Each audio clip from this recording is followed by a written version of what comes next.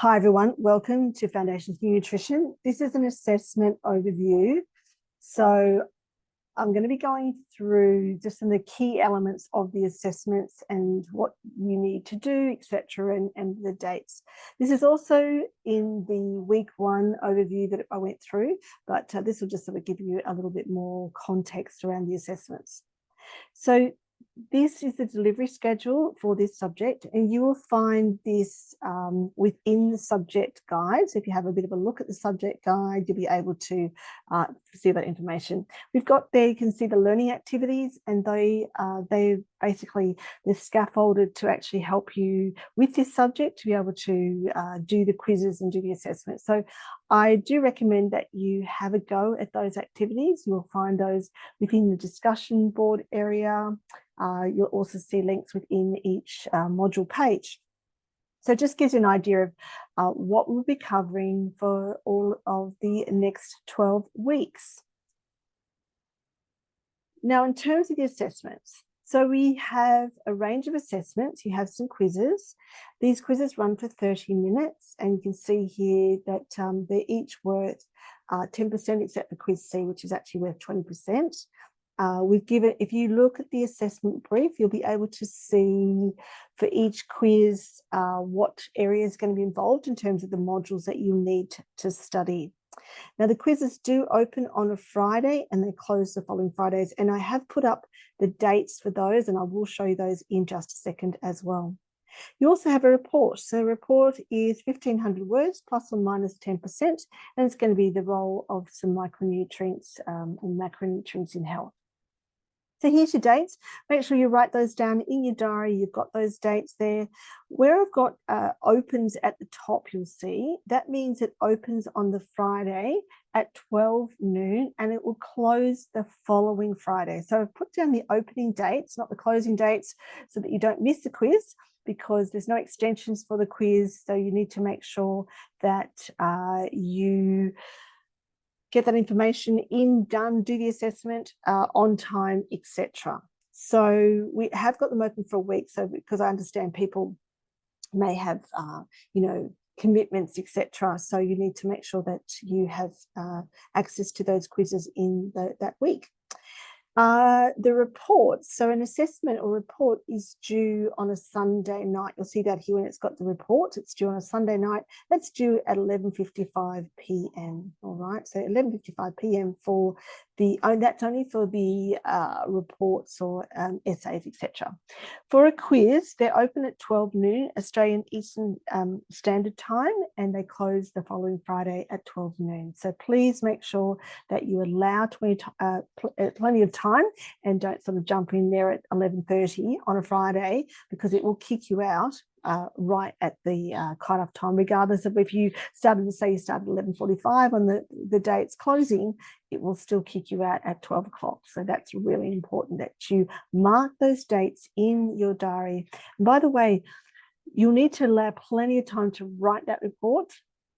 Reports always take a lot longer. You need to do some research, etc. But we will be going through that throughout the subject, and I will be doing a drop-in session for you as well. It is aspects of 2 micronutrient, where it's got the learning outcomes there. Disregard those. I've had students in the past that have actually written about those learning outcomes. That is not what the assignment is about. That's really important. Do not write about the learning outcomes. What you do need to write about is the next part.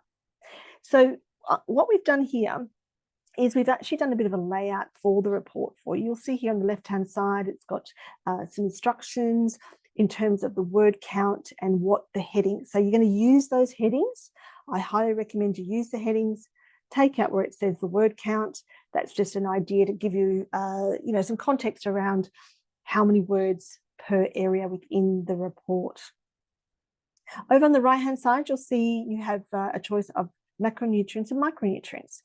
You need to choose 2 of those, and that's what you're going to write the report on, is 2. So you might choose, say, protein, and you might write about vitamin D. So we've given you all your vitamins, minerals, and macronutrients. So it's a big choice of what you want to write about. So choose something you're interested in that you can find some research on.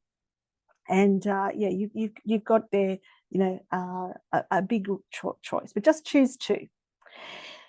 Then you're going to do the report based on these 2 micronutrients. What I would do is write about 1 in completion, and then go on and write about the next one. So you only do 1 introduction and 1 conclusion. So the only thing that's not in there is the conclusion. That's also, conclusion is basically your final kind of piece. It could also, we've got the evidence-based uses, but you could write a little bit of a conclusion, which is like an overview of the topic, and it's very similar to your introduction. Introduction is typically around 10% of the word count, and conclusions typically around 10%. So we will go through some of these in the coming weeks. We started talking in week 1 about the recommended or the dietary intake from the nutrient reference values. We also had a little bit of a quick look at nut tab as well. We can have a look at that again in future topics. What's not included in your word count? Well, everything is included in the word count except the title page, numbers that you have in a table. So data tables, that's actually not so that isn't that's not included in your word count. So let's say you had the RDIs for, say, calcium, then the numbers wouldn't be included in that word count. The reference list at the end is not included in the word count. And if you choose to put in appendices, which comes after your reference page, that is not included in the word count. Just be mindful with an appendices that you're not just filling it up with lots of tables that you could have actually put in your actual document. So appendices are typically not marked, so I would be just really careful about how much information you put in there. Because if it's stuff that you want it to be marked, then you need to make sure it's actually included in the body of the report. Make sure every time that you cite a fact written in the report, it has to have a reference. So it needs to be paraphrased into your own words, and it has to have a reference. And if you're unsure where to find the referencing guide, you will find that in the Padlet. I've got that actually under assessments. You'll find the referencing guide there as well. And it has been updated. So make sure you checked that you are looking at the latest version. Tips on assessments. So the quizzes are drawn from the module content, also the learning activities, which is why I said to you, have a look at those discussion forums, look at the learning activities there. So they're really, we designed this subject to really enhance your knowledge and give you that great introduction to nutrition, but do the activities because it's really going to help you with your quizzes. Need to actually get through all of the assessments to actually pass this subject. So if the quizzes is actually 4 parts to it. So if you didn't pass, say, 1 part of it, you can actually still get through the subject, because it's important that we talk about, you know, assessment 1 is actually 4 parts, which has got the 4 quizzes. So as long as you get through, you actually you complete the quizzes, at least one of them. It's going to be really difficult for you if you just missed, say, 2 quizzes to actually pass the subject. So with the assessment 2, which is a written report, you have to submit that to pass the subject. Otherwise, you're not going to be able to get through the subject, because it's 50% of your grades. And you also need to do that if you to be offered a supplementary assessment. So a supplementary assessment is when you get a grade lower than a pass grade, which is 50%. If you fall between 40% and 49%, then you will be offered a supplementary assessment if you've completed all the assessments. You need to allow about 10 hours per week for this subject, to pass this subject. I mentioned this last week. We have a thing called Studiosity, which is available for all of your subjects, and it is a free service. You can upload your draft. They will actually give you feedback on your draft, whether it's on referencing or researching. So really use Studiosity. As I said, it's a free service. You get around 7 or 8 submissions for each subject. So please use it. And it's amazing how many students I've talked to that are never aware of Studiosity. It's available in your drop-down menu on the left-hand side. You can submit a draft to them. They typically turn it around overnight, 2 days at the most. They're usually PhD students in another country, and I've found them to be very, very helpful. I'd also use Grammarly as well. Grammarly is going to help you with your grammar, especially if you're an international student. It gives you, and you're allowed to use Grammarly. But it is really important that you do use some of these tools that are available for you because they're there to help. You also need to make sure you put your assessment through SafeAssign. If you don't put it through SafeAssign, it automatically does it for you. So a good thing is to put it through SafeAssign and then sort of see what your result is. As you can see here, the example I've given, this student has referenced the text, but they haven't paraphrased it into their own words. So they need to make sure you paraphrase it into your own words and then still put a citation, a reference at the end of that sentence or paragraph, etc. So every time you cite a fact, you need to have a reference. So if you say 97% of Australians do not eat the recommended serves of fruits and vegetables per day, then even though maybe I put that into my own words, I need to actually cite that where I got my information from.